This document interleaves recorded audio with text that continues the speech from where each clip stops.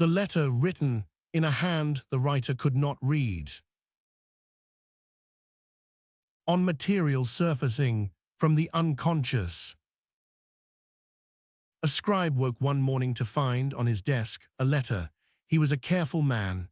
He kept his desk in good order. He had the previous evening left it perfectly clean, his quills laid in their row, his inkwell stoppered, his sheets of fresh paper stacked at the corner.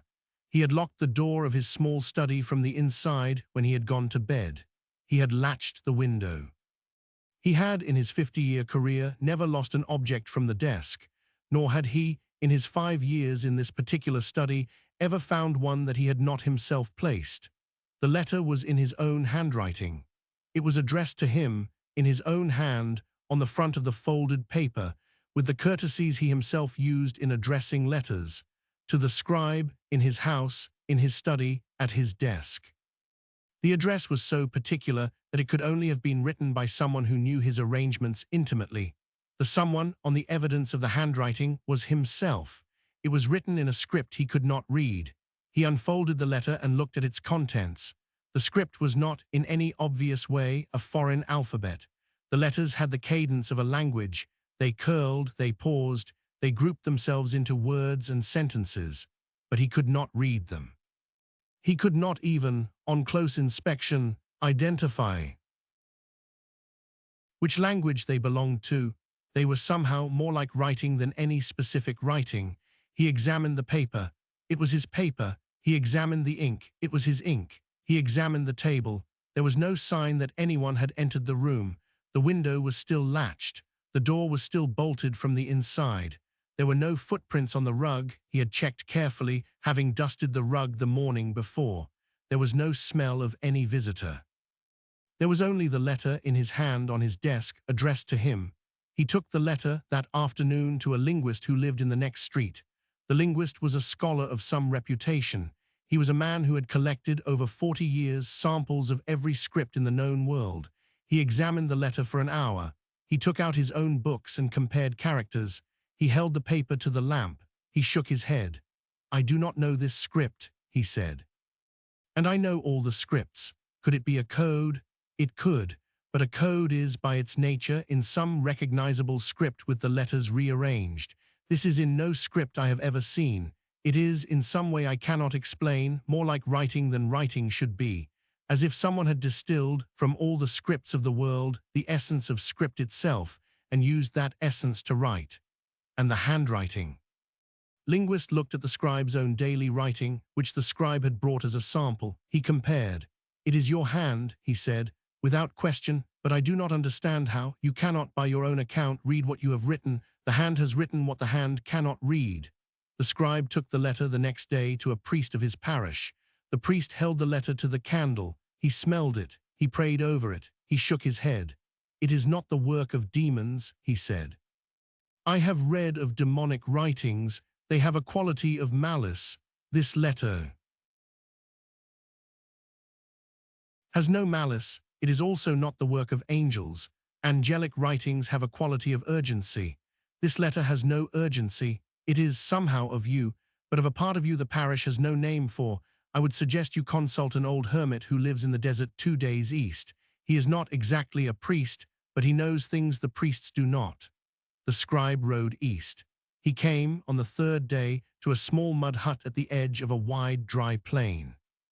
An old hermit sat in the doorway, drinking water from a clay cup. He had a face like weathered leather and eyes that did not, in the dust of the road, blink very often.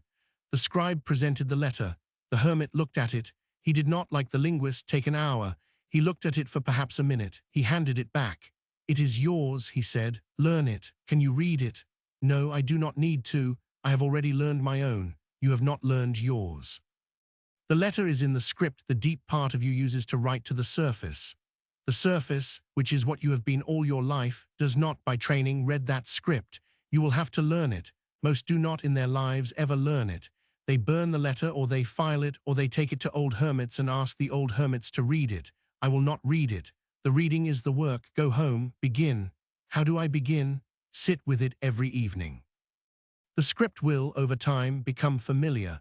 The letters will, in your eye, begin to repeat. You will begin to notice which combinations are common, which are rare. You will, after a year, recognize word boundaries. After 2 years, you will recognize sentence boundaries.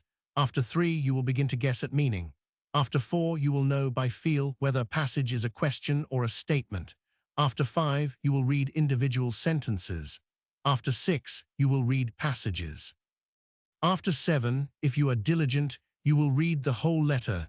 It will be worth 7 years. Do not, in the meantime, ask anyone to help you. The script will only become clear to the eye that has earned it. The scribe went home. He sat with the letter every evening for 7 years. In the first year, he learned the shape of the letters. There were 40 of them. He drew them in his own notebook. He drew them again and again until his hand had learned their motion. In the second year, he learned how they joined. Certain letters did not stand alone. They were always preceded or followed by certain others. He learned the grammar of the joins. In the third year, he learned the words. He could not yet read them. He could only recognize that certain groupings of letters formed a unit. He counted the words in the letter. There were 243. In the fourth year, he learned the grammar of the words. He recognized which words were verbs, which nouns, which qualifiers.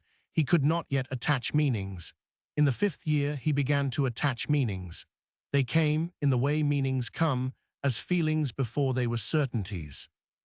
He felt when he looked at certain words the meaning of waiting. He felt when he looked at others the meaning of home.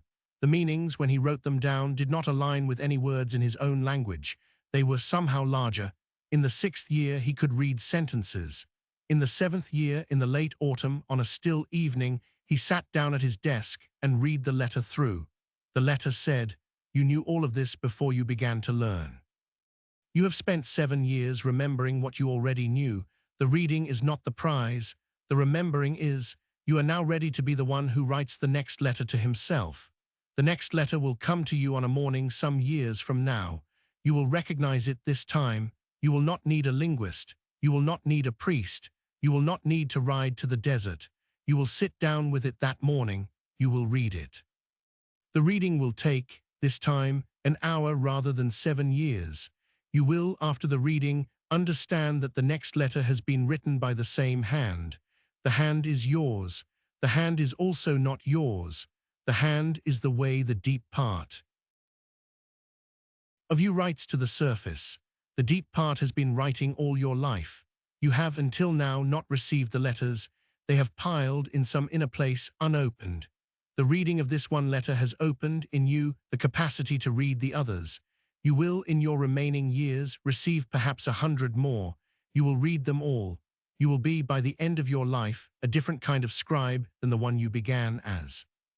You will be also, in some sense, the recipient of the longest correspondence of your career, with love from yourself. The scribe wept. He kept the letter for the rest of his life in a small wooden box on the desk. He received in his remaining 17 years 92 more. He read them. He wrote them in some sense. The hand that wrote them was his. He read them in another sense. The part of him that could read them was the part that had spent 7 years learning the script. He was buried at 80 with the wooden box in the coffin.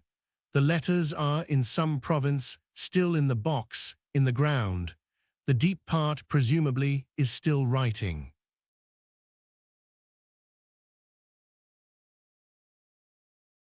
Some letters, in your own handwriting, arrive in a script you cannot yet read. The work is to learn the script. The work is also to recognize that you wrote it. The deep part of you has been writing all your life. The reading takes 7 years. After the 7 years, the reading takes an hour. You will, in your remaining years, receive perhaps 100 more. You will, by the end of your life, be the recipient of the longest correspondence of your career.